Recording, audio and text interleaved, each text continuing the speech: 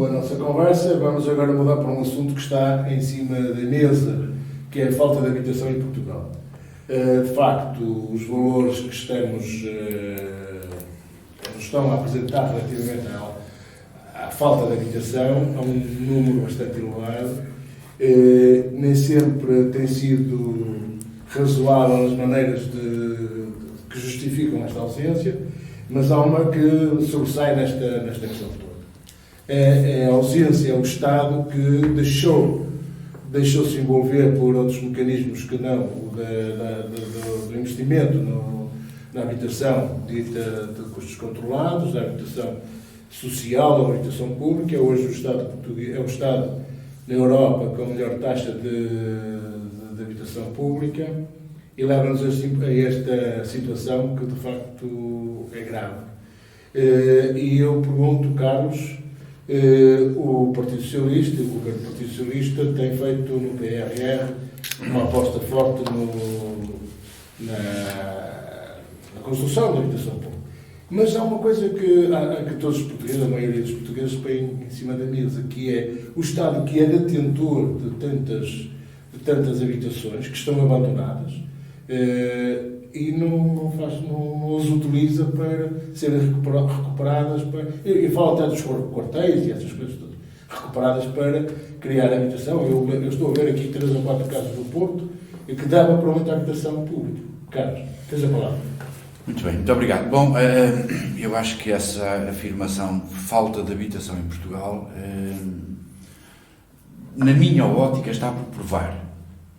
O que eu acho que existe é a especulação à volta da habitação e que provocou dificuldades em determinados segmentos da população em acederem à habitação, nomeadamente a classe média e os jovens. De qualquer das formas, quando se diz imóveis do Estado, temos que depois detalhar, porque o Estado da Administração Central é uma coisa, as autarquias são outras, e ainda hoje vem no Jornal Notícias uma reportagem sobre a habitação social no Porto e a quantidade, e não só o Porto e a área metropolitana, e a quantidade de imóveis que há. O Porto foi provavelmente dos concelhos do país que mais, desde sempre, mais investiu na habitação. Há muita habitação. O Porto e os concelhos muito limítrofes do Porto. Vaga,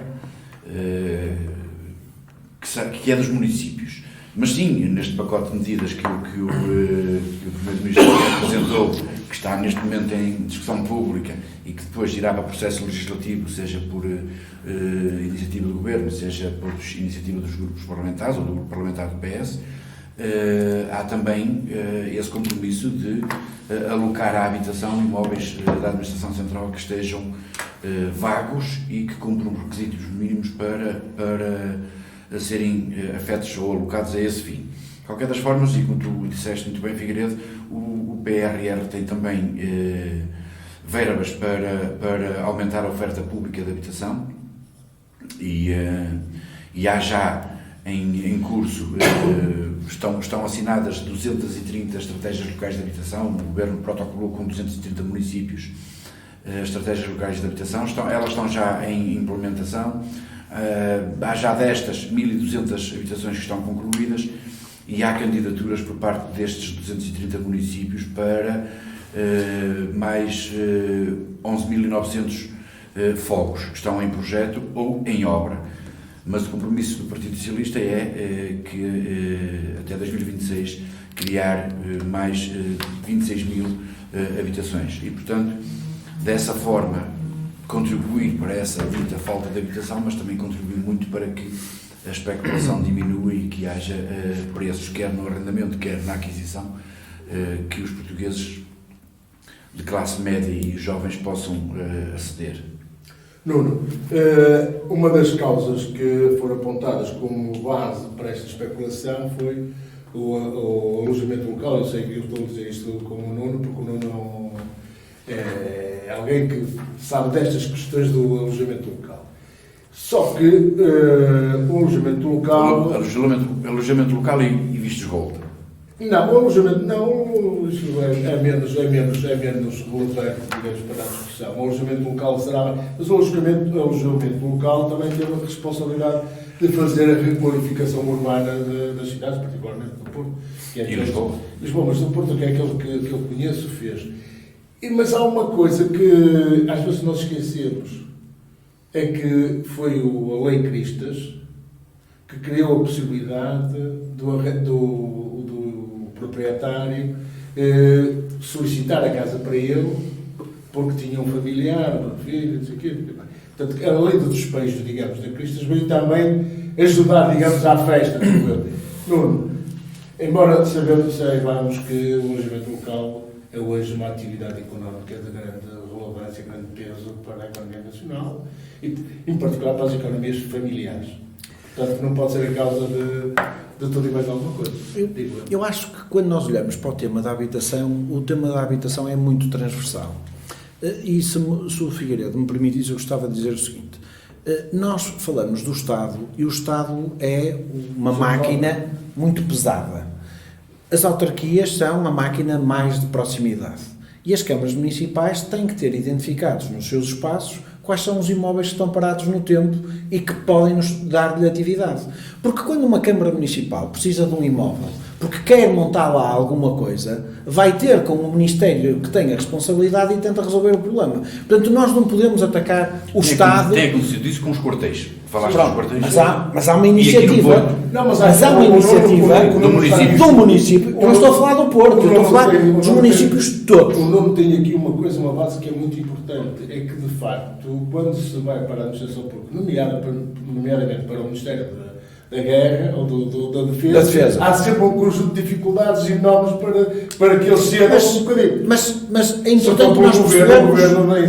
importante nós percebermos que as câmaras municipais, quando precisam e lhes faz jeito, eles sabem ir bater à porta certa e alocar assim o espaço. Portanto, se há espaço, por exemplo, a Figueira da Foz, veio uma notícia a dizer que tem dois imóveis parados com não sei quantas habitações e aquilo não está de agora. Deve estar há mais de 30 anos, não é? Portanto, não faz sentido e alguém vai lá limpar a relva. De certeza que não é um voluntário, tem que ser a autarquia, portanto, eles têm que ter aquilo identificado. Portanto, eu acho que nós não podemos atacar o poder central de uma forma, o país e o Estado é que tem. O Estado também são as autarquias que têm responsabilidade. A outra questão é que nós, quando olhamos para a legislação, o legislador tem que ter a capacidade de fazer uma legislação que seja de aplicação universal, ok? E que tem que ter uma capacidade de ser independente. Porque senão o que nós estamos a fazer não é criar lei, é estamos a fazer favores. E prova disso, de momento, estamos a fazer favores. Os vistos gold, aqui o Carlos Braz há bocado meteu-se comigo com os vistos gold, as offshores e os fundos não pagam mais valias se venderem ao Estado. Isto não faz. É que à segunda-feira o Partido Socialista diz que nós não podemos dar cabo da proposta do Bloco de Esquerda relativamente aos impostos, mas à terça-feira o Partido Socialista esqueceu-se dos fundos, que o problema é os fundos e as offshores.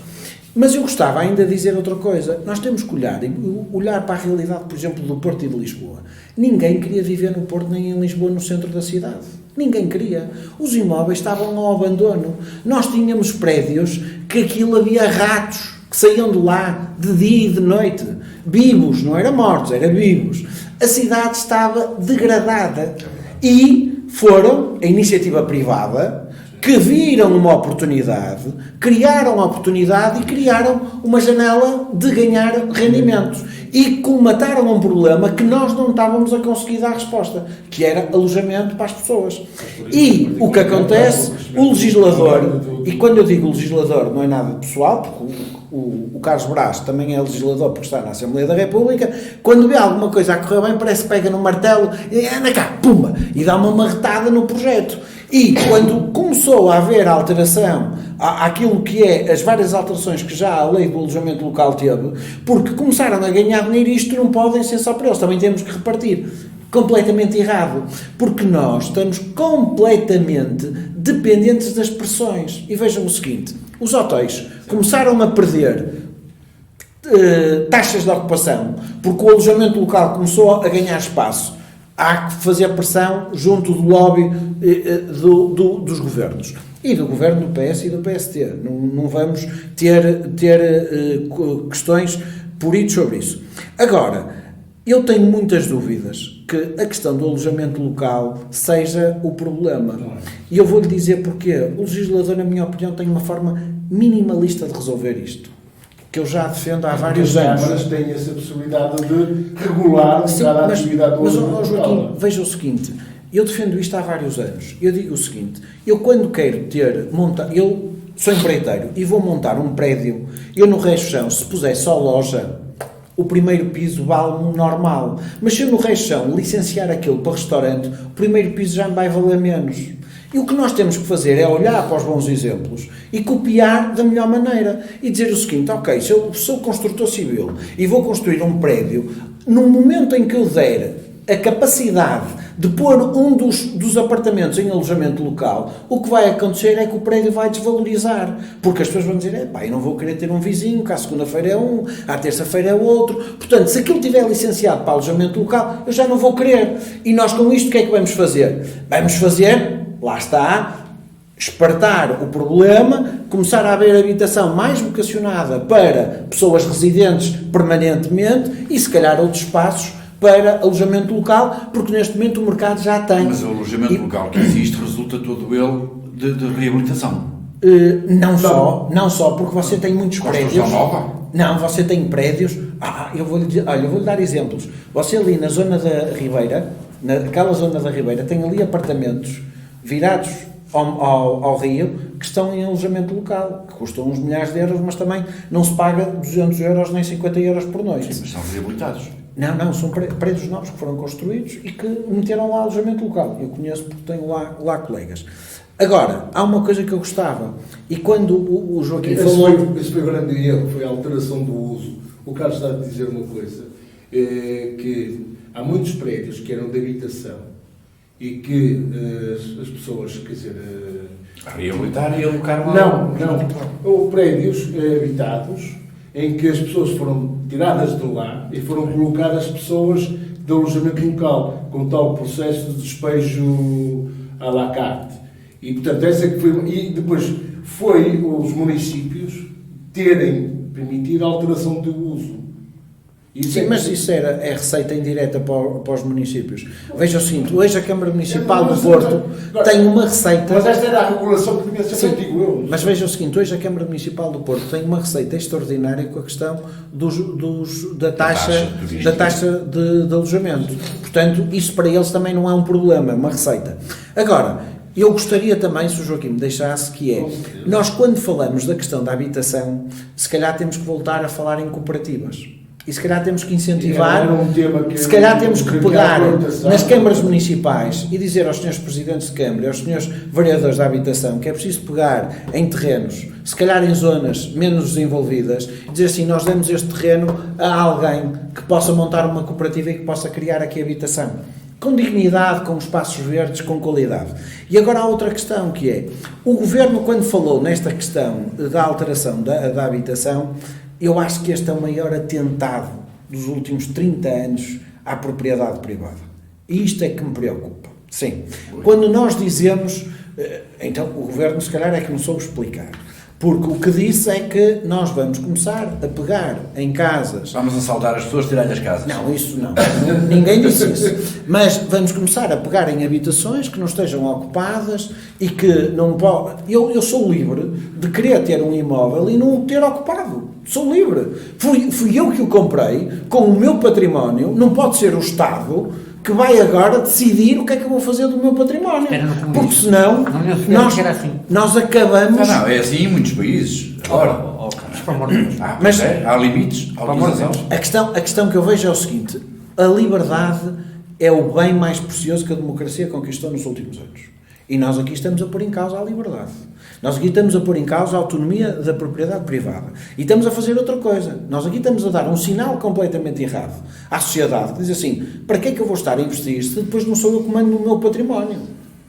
Porque eu sou livre. Eu posso querer, eu posso querer ter uma casa fechada e ter um projeto para ela e não ser a altura oportuna para eu montar o projeto. E posso estar a pôr em causa os meus sonhos porque o Estado não tem a capacidade, como diz a Constituição, e a responsabilidade de promover a habitação. Agora não pode é tirar aos privados para dar a outros. Eu acho muito bem, e aqui não vou poder... O modelo que o Governo foi buscar foi o modelo da Dinamarca, Noruega, dos países nórdicos. Pois, mas veja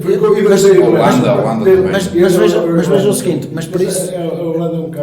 Mas para isso também nós então devíamos ganhar o que eles ganham. Se eles foram buscar isso, e deviam buscar as outras coisas, não é? Portanto, o que me preocupa a mim é que nós neste momento olhamos, e o problema da habitação é um problema transversal, é verdade. Agora, é um problema que tem que ser tratado, mas há uma coisa, Figueiredo, que eu acho que falta na política a nível nacional. É que há determinadas matérias em que tem que haver um compromisso a longos anos, a 20 anos. E a habitação, a saúde e a educação deviam ser matérias basilares em que devia haver um compromisso. Em que a meta é esta. Um protocolo, todos os partidos estão sentados na Assembleia da República e esta era uma questão. Isso é um sonho que já vem desde o 25 de Abril, os pactos de regime. Os pactos de regime, mas vejam o seguinte. O pacto de regime... Só os partidos que estão na oposição é que se lembram deles. Não, o PSD já pensou nisso. O PS também fez a mesma coisa quando estava na oposição.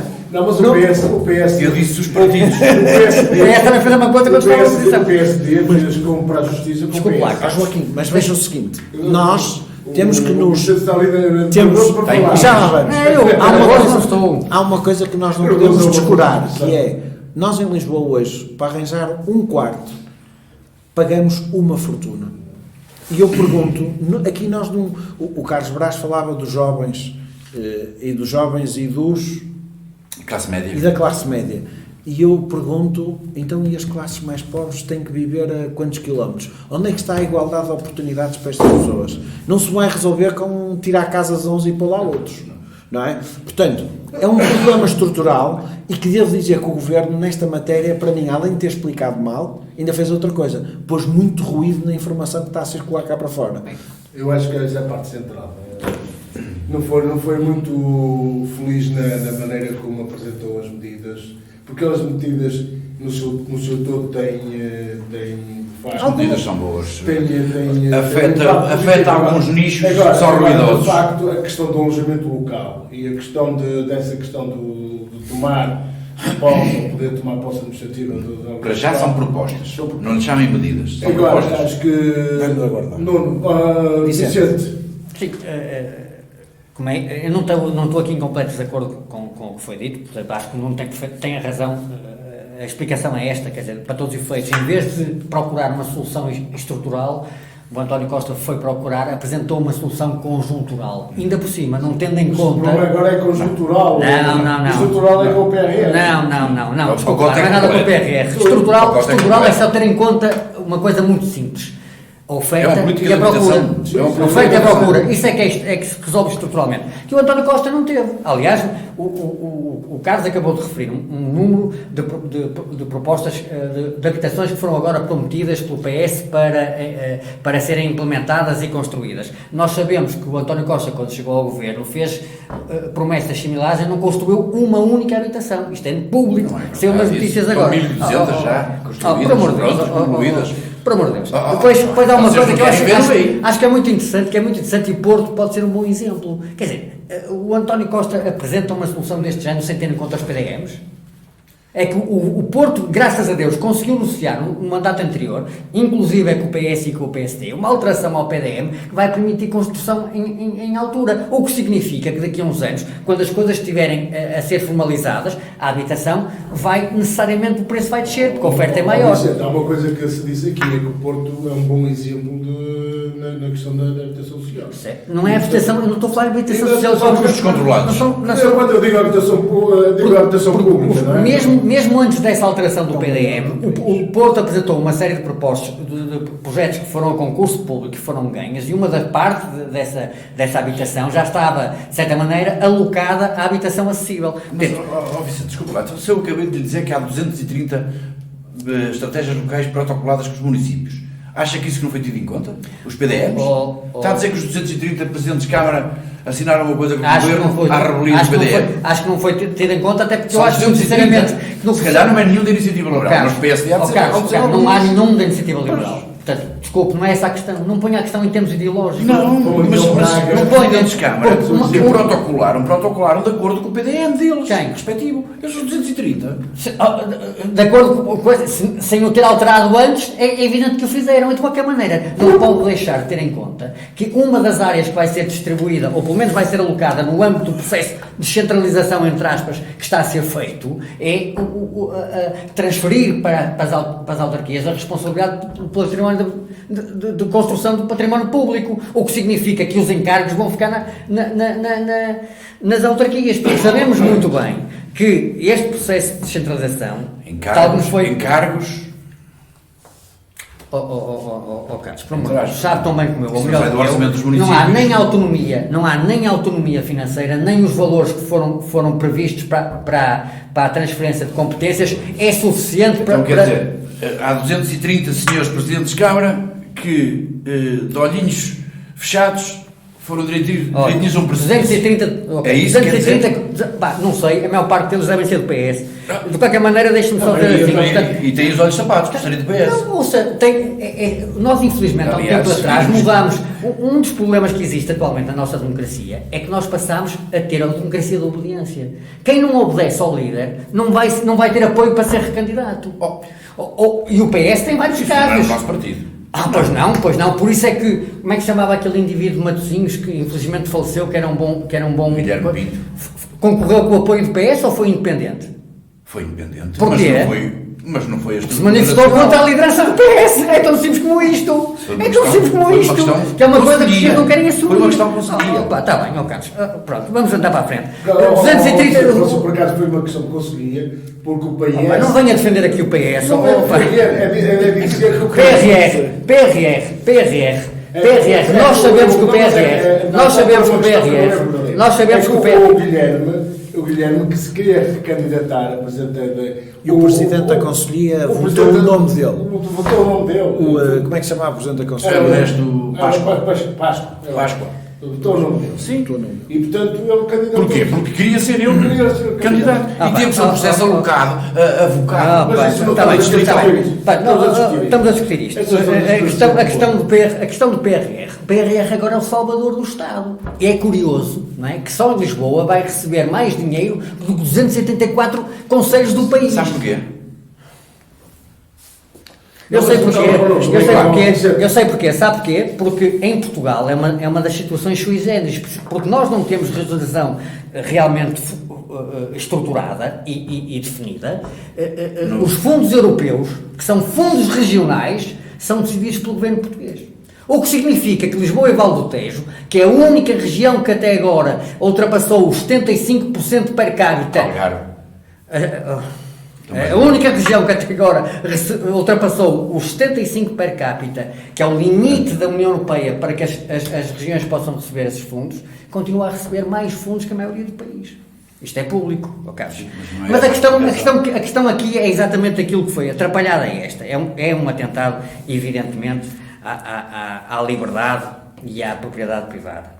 E vou referir aquilo que foi dito pela Ministra da Habitação na última entrevista que ela deu. Ela diz que não é uma expropriação, que não é uma requisição, que é uma posse administrativa. Pronto. Tendo em conta que o que estamos aqui a falar é direitos reais, não é? Eu gostava de saber como é que ela vai formalizar, não sendo uma requisição, nem sendo uma expropriação, essa posse administrativa. E mais, por quanto tempo?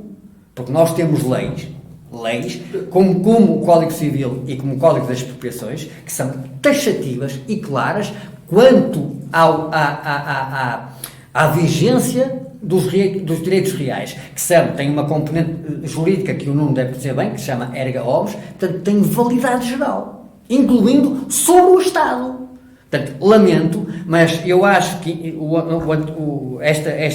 esta questão da habitação apareceu, primeiro a reboque do Bloco de Esquerda, porque a habitação foi o tema central da campanha eleitoral do Bloco de Esquerda, e segundo, porque o António Costa está a passar um momento difícil, tendo em conta todas as trapalhadas que são públicas, e decidiu usar um tema para, de certa maneira, mitigar ou pôr em segundo plano determinadas circunstâncias. E isso não é nem apropriado, nem a solução para o problema. Eu gostava de pôr aqui uma questão que se prende com a habitação, que agora muita gente a falar sobre isso, que é a coabitação. Que são projetos, eu conheço alguns projetos, porque já pensei nisto há alguns anos largos, com uns amigos, e de facto pode ser, e as cooperativas também, o movimento cooperativo pode ganhar um Nobel que perdeu ao longo dos tempos também por vicissitudes próprias, mas a coabitação e a cooperativa de habitação pode ser, digamos, uma maneira de mais facilmente se congregarem para o apoio à construção de habitação nova. Eu acho que é a maneira mais rápida, não é? Mas quando falamos em coabitação, nós estamos a falar num modelo também estrangeiro, não é? Em que as pessoas viviam muito isoladas e para terem uma partilha maior... Há um exemplo no centro do país, numa igreja, num padre acho que é da Igreja Católica, que fez um lar. Portanto, cada um tem a sua própria habitação e tem o espaço público, digamos, comum. Para giro aquele projeto. Os chineses fazem isso por uma necessidade de falta de espaço, que é, têm as suas casas e depois tem na parte de baixo, em muitos prédios, tem uma parte de baixo onde tem uma zona comum para refeições. Ok? Portanto, eles em cima com espaço... Sim, lavandaria, tem sala de leitura, tem isso tudo. Mas nós cá não temos esse problema de espaço, temos o problema do custo do metro quadrado, quer no arrendamento, quer na venda, por isso obriga-nos aqui a outras ideias. Mas realmente é a questão das cooperativas, e acho que aqui as câmaras municipais podem disponibilizar terrenos da autarquia para viabilizar custos controlados, não é? Por exemplo, se calhar muitas pessoas não têm noção, mas a cidade do Porto, a nível de habitação social, é o maior proprietário, eu quase que arriscava da Europa. Nós em 2003 ou 2004 tínhamos um estudo que dizia que éramos um dos maiores da Europa. E temos nada mais, nada menos que mais de 20 mil focos. O que é, nós temos aí bairros sociais que têm 900 casas, não é? O bairro das Campinas tem 927 casas.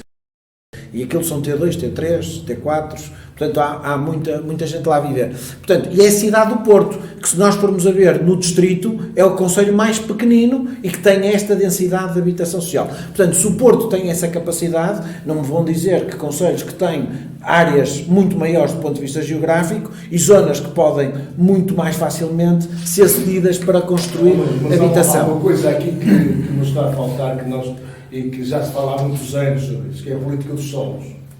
Que nunca tivemos em Portugal uma política dos solos verdadeiramente, ou seja, que o uso do solo seja... Os PDMs vieram por alguma regularização nesse aspecto. Mas não se avançou muito com a política, o que é, de facto, o que é o terreno para a agricultura, o que é o terreno ecológico, para a construção. Acho que ainda falta fazer algo mais na política dos solos. Não acham? Nós andamos aos zigue-zagues, não é? Não é? Portanto, esta questão da habitação, eu em 2018, quando saí de presidente da Associação dos Comerciantes do Porto, eu falava na questão do alojamento local e dizia da perigosidade que nós íamos ter para a frente. E, na verdade, eu na altura não tinha nenhuma bola de cristal. Simplesmente olhava e dizia, se isto é um negócio e se está em crescimento, os portugueses têm esta coisa, se dá para os outros também vai dar para mim, e, portanto, vamos todos, não é? As lavandarias deu, o pão quente também deu, as lojas de €1 também deu, portanto, toda a gente montava projetos idênticos. E nesta questão do alojamento local é realmente uma janela de oportunidade, porque se nós formos a ver o arrendamento, e há muitas famílias que endividaram-se, e aqui é que começa o problema, endividaram-se para comprar uma segunda habitação para alojamento local, e que agora com a subida dos empréstimos, entraram em estrangulamento e estão a atravessar grandes dificuldades. E nós agora começamos a ver apartamentos a virem para o mercado porque não têm saída e a necessidade é, olha, isto tem que ser um negócio rápido. Faz-se a consulta, isto tem que ser um negócio rápido, porque do outro lado o banco já está em cima do acontecimento. Agora, só há uma questão que eu gostava de salientar, que é o seguinte: mesmo havendo estes custos controlados, continua a haver espaço para construção nova. E se nós hoje olharmos, por exemplo, para zonas como Vila Nova de Gaia, e se olharmos, por exemplo, para Matosinhos, ok? Nós olhamos para zonas mais junto ao mar e o preço por metro quadrado está exorbitante.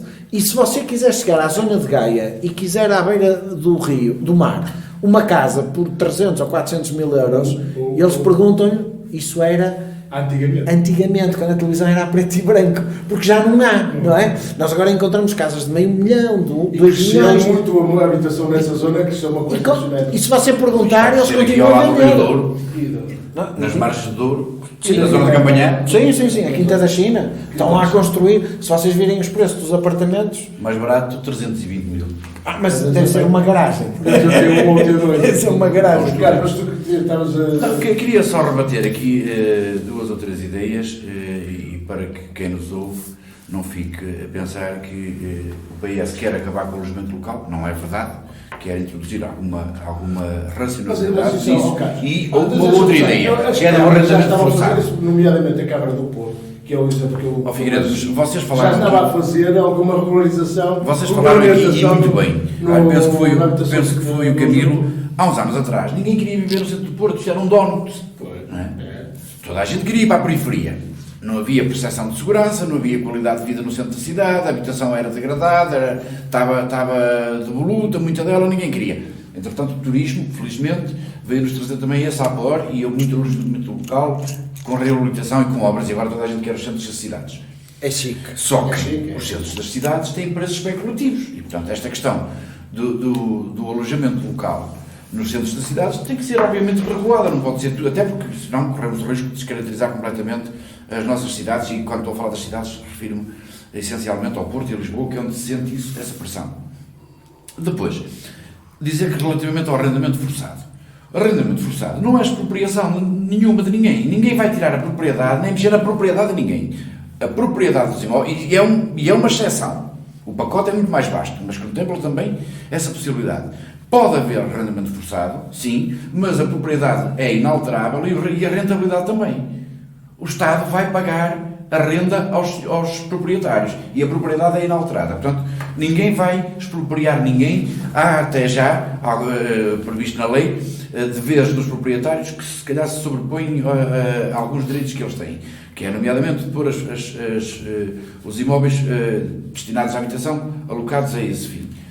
E dizer, no fundo, que o pacote é muito mais global que a questão do alojamento local e que a questão do arrendamento forçado. E também dizer ao Vicente que a questão de Lisboa e Val do Tejo ter um valor superior a alguns municípios no PRR tem precisamente a ver com o facto da convergência que se verificou nessa zona e no Algarve excluir dos fundos de coesão essas áreas, que não podem concorrer já aos fundos de coesão. E como não podem concorrer a projetos pelos quadros plurianuais de investimento, deu-se alguma preferência no PRR. É essa a razão, não é mais nenhuma. Mas, Carlos, é os 75%. Mas porquê é que essas regiões, nomeadamente Lisboa e Val do Tejo, já não pode recorrer aos fundos de coesão? Precisamente porque atingiu o limite. Atingiu os 75% da média do... Isto é uma regra que é estabelecida para mas é para os fundos de coesão só. Não é para o PRR. O PRR, repara uma coisa, o PRR é um programa único, não sei, para mim, irrepetível, específico. Não, vai ser repetível. Vamos ver, com um objetivo. Não, vai ser repetível. Mas repara uma coisa, o PRR foi desenhado, concebido para ajudar os países a sair da crise que o Covid causou. Certo. Não confundamos isto com fundos de coesão, com fundos estruturais, com quadros plurianuais. Não é a mesma coisa. Carlos, os fundos de coesão, depois do PRR, vão ser... É o 2030? Não vão ser... Os fundos de coesão, o próximo quadro de apoio comunitário, os países vão ter que competir pelos fundos. Já não têm fundos a distritos. Esse é o problema. É que o próximo quadro comunitário de apoio, o Portugal vai ter que competir com outros países.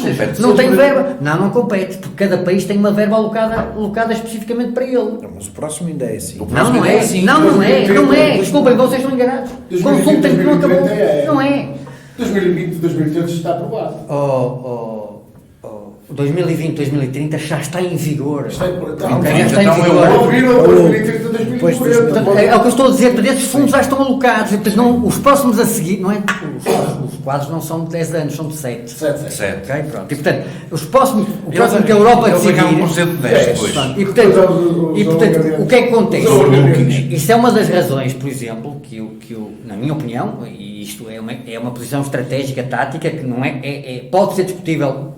Não sei se seria aqui neste âmbito, a razão pela qual o António Costa tem algumas reservas quanto à integração da Ucrânia na União Europeia, porque esses apoios, esses fundos futuramente são mais destinados para os países que estão mais... É evidente. Como nós já fomos em 86 e mas, Carlos, tudo bem. Aliás, isto é uma boa referência.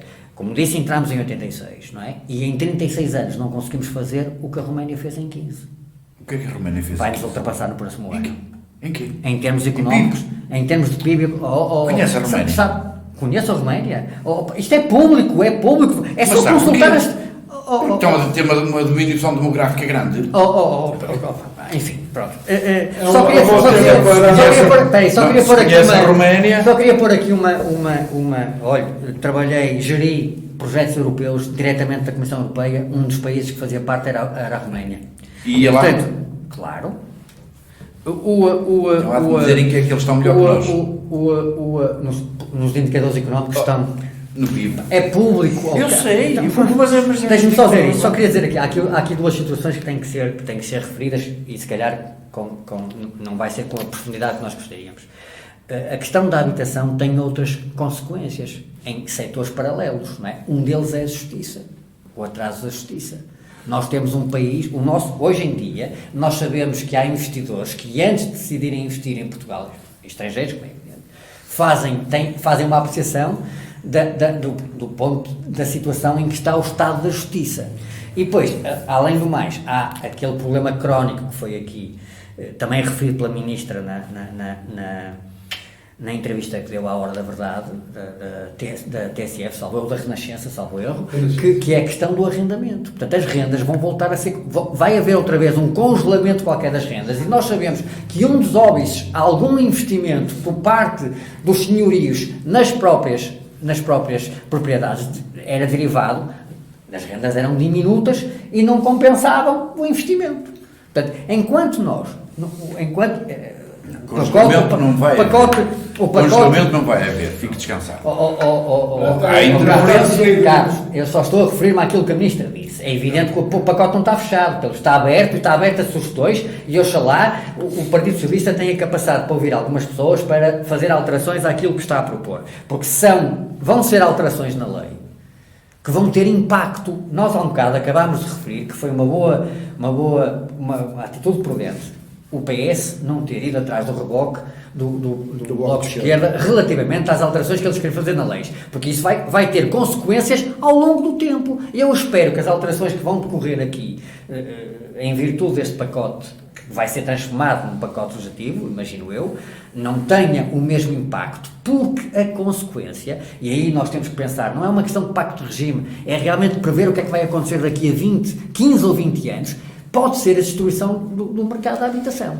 Sim. Esse é o problema. Desde que o Estado não investe, se o Estado investir, digo eu, investir na habitação, vai moderar o mercado, vai moderar a lei da oferta e da procura, porque vai haver mais oferta. Digo eu, interferir. Vai haver mais lei da oferta e da procura, vai interferir no mercado. Eu continuo a dizer que era necessário fazer aqui algumas alterações também a nível local, obviamente com os PDFs. Já falámos aqui, mas enfim. Vicente, eu estou de acordo. Mas há especificidades muito grandes ainda. Eu sei que sim. Mas é preciso ter em conta isso, Ronald. Mas aí temos que falar de facto falou na Dinamarca e na Holanda e como exemplos de alguma pesquisa que foi feita para este coisa. Precisamente a grande vantagem desses países é que eles respeitam a diversidade. Que existe lá, existe. Nós não, nós temos tendência. Olha o processo de descentralização. Se nós formos ver a Lei 58 de 2018 ou o decreto-lei a seguir, o salvo erro 59 de 2019, o que acontece? Nós estamos a ver que o exemplo para a descentralização é o que aconteceu em Lisboa. Como se o país fosse um conjunto infindável de Lisboas, que não é. Sim, mas eu acho que aí, se me permitisse, eu acho que aí é um problema estratégico, que é, nós em tempos tivemos o Cravinho e tivemos o professor da Faculdade de Engenharia, que foi ministro do PST, foi o primeiro, o Valente Oliveira, em que eles têm, que são duas referências nesta matéria, de como é que se organiza o planeamento. Enquanto o Valente Oliveira falava em pequenas cidades e elas depois iam crescendo e com o tempo iam-se contactando umas com as outras e a malha ia fazendo uma grande nação, o João Cravinho, o pai, portanto, ele defendia só um grande centro, grandes polos, e um grande polo em Lisboa e outro grande polo no Porto.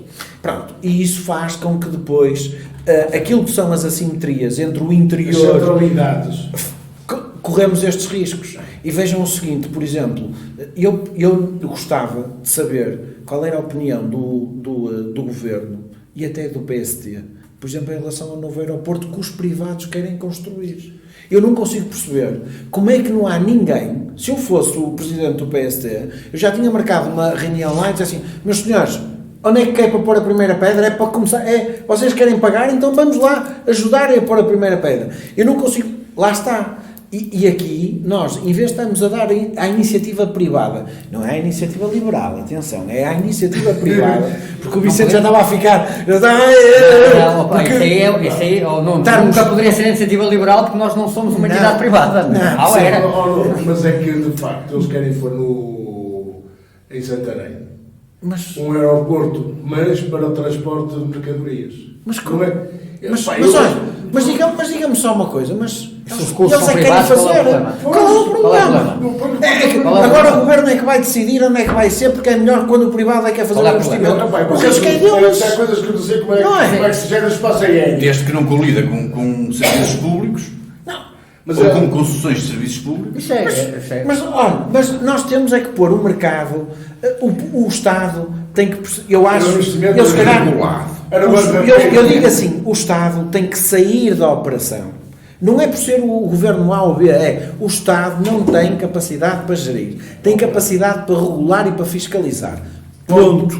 E leis, quanto mais simples e eficazes, ponto. Agora, quando a gente pega numa lei, começa a haver muitos artigos e depois remete para não sei quantos, pronto, ok, é para a confusão, já percebi, tem ali um buraquinho que é para depois o escritório A dar a pancada no escritório B. Pronto, tá. E é isto que eu acho que tem que acabar de uma vez por todas. Figueiredo, deixa só para terminar este assunto, porque eu acho que se nota, mas no país, no geral, é que nós descuramos, todos, descurámos estas questões da habitação durante muitos anos. Foram muitos anos em que toda a gente achava que não era um problema. Não era um problema. Havia outras questões mais importantes. O problema é que... Havia outras questões mais importantes. Deixa-me só desculpar. Não eram mais as questões mais importantes. Acho que o lobby bancário se sobrepôs ao interesse do país. Porque hoje todos nós somos proprietários. Ocupou o espaço. Todos nós somos proprietários, mas pagamos a renda todos os meses. Depois também houve outra questão. E o grande negócio da banca é Agora muita gente nos agregados vão passar dificuldades que, se calhar na inocência deles, achavam que as taxas de juros iam ser toda a vida a zero. Não é? E nós sabemos que isso não é assim. Foram eles os grandes causadores de muitas especulações que se fizeram no Portanto, há aqui um conjunto de fatores. Eu estava a dizer, andámos aqui se calhar décadas sem nos preocuparmos com a habitação. E agora é, ai meu Deus, porque as taxas de juros dispararam, porque os centros urbanos estão tomados pela especulação ou pelo alojamento local, porque há dificuldades de acesso ao crédito, e pronto, e obviamente que o Estado é que tem que dar resposta. E quando digo Estado no sentido lato, incluindo os municípios. Mas, na minha ótica, a causa foi 30 anos sem pensar nisso. Mas basicamente, nós falamos do alojamento local e acho que falamos todos, não é você, falamos todos, no alojamento local. Mas acho que estamos a ser um bocado injustos, porque nós, quando olhamos para a Avenida da Boa Vista, quantos hotéis é que tem? Aquilo valoriza o património, não é? Um hotel vai valorizar o que está à volta, não é? Quantos, por exemplo, em Gaia, quantos Yetman, alguém quer comprar alguma coisa ali à beira, em Espinho, ali na fronteira entre Espinho e Sol Verde. Portanto, os próprios hotéis, agora criou-se foi um mito que o alojamento local é que era o grande problema, porque as pessoas, quando saíram dos centros das cidades, saíram, como o Carlos dizia, porquê? Porque as pessoas queriam áreas maiores. Queriam um espaço qualidade de construção que não havia. As casas não tinham aquecimento. Alguém vai falar muito no alojamento local por uma questão de desregulação do mercado do alojamento local. Mas, Joaquim, mas veja uma coisa. Mas às vezes até é questão mínima. Mas quem é que quer viver no centro da cidade, que pega no carro e para o carro e carrega as compras? Tem uma multa. Não, carrega as compras. E depois tem um menino que está no carro. Vamos pensar, porque nós temos todos a família perfeita, mas há famílias que também são perfeitas e vivem sozinhos com um filho, ok? Porque não, por opção. Então, quem é que leva o menino e quem é que leva as compras? Não é? E depois é preciso. Num apartamento a coisa é muito mais confortável, muito mais controlada. Do elevador. Não é? Pronto, nós não temos garagens. Isso foi...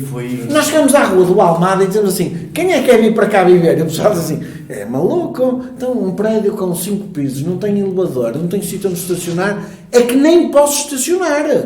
Aquilo tem um passeiozinho e os carros têm que andar sempre. Quem é que quer viver para lá? Portanto, esta questão do alojamento local cheira-me a lobby dos hotéis para tentar criar aqui uma onda, uma vaga de fundo sobre o assunto. Tem falta de ocupação. Eu concordo com o Carlos, Eu acho que aqui há mais houve aqui também uma retórica ideológica. No geral, está com taxas de ocupação. Mas é uma retórica que não fica muito bem. O Partido Comunista e o Bloco de Esquerda, enquanto eu fui assessor do Rui Moreira, e estive lá 3 anos, daquilo que eu me lembro das reuniões do Executivo da Assembleia Municipal, por amor de Deus. Sim, qualquer coisa que viesse a iniciativa liberal era não posso dizer Deus ou o diabo, porque eles não são, por norma, não são religiosos, mas que era fogo, quase como se fosse o liberalismo a crescer exponencialmente, pronto. E daí há coisa. Agora, só uma pequena nota. A minha dúvida, só reiterar, que eu não referi que iria haver expropriação ou requisição. Aliás, a Ministra teve o cuidado de dizer isto. Eu tenho dúvidas em saber como é que se vai formalizar a posse administrativa.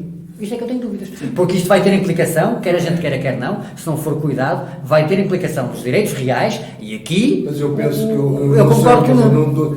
Eu acho que deve haver uma ligação com a Associação dos Senhorios para poder aquilatar aliás, o Secretário de Estado da Habitação veio, depois logo do anúncio do Governo, veio dizer que isto não era uma proposta, estava em discussão, portanto, sentiram que efetivamente a mensagem enviada não foi há um documento que eu recomendava, que não sei se conhecem, se não, que é um documento do Governo, precisamente para clarificar muitas das dúvidas que ficaram no ar. Certo?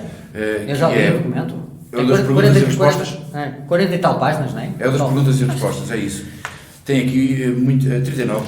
Tem aqui alguns clarificações que são fundamentais. Pronto, e a questão é isso. Está muita coisa em aberto ainda. Oxalá o PS tenha aqui alguma prudência em ouvir aquilo que é dito pelos outros partidos. Alguma coisa que para vocês, no geral, é bom. Pelo menos o PS, nestas circunstâncias, não está dependente de nenhum partido à esquerda para viabilizar o que é que seja. Isso é saudável. Foi um prazer estar convosco. Muito obrigado. Igualmente. Até uma próxima oportunidade de conversarmos mais outros temas, porque de facto o tempo passou depressa e chegamos a uma hora de debate. De debate. Discussão. Foi um gosto. Boa tarde. Muito obrigado. Boa tarde.